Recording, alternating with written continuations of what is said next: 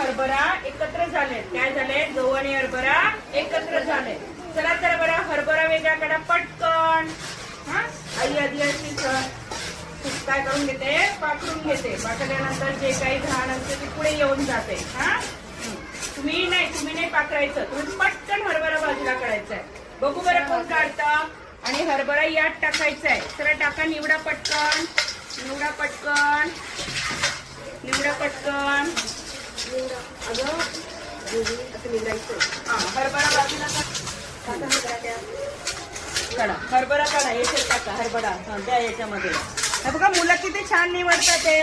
फेकायचे नाही. टाका बरं पटपट. टाका बरं पटकन.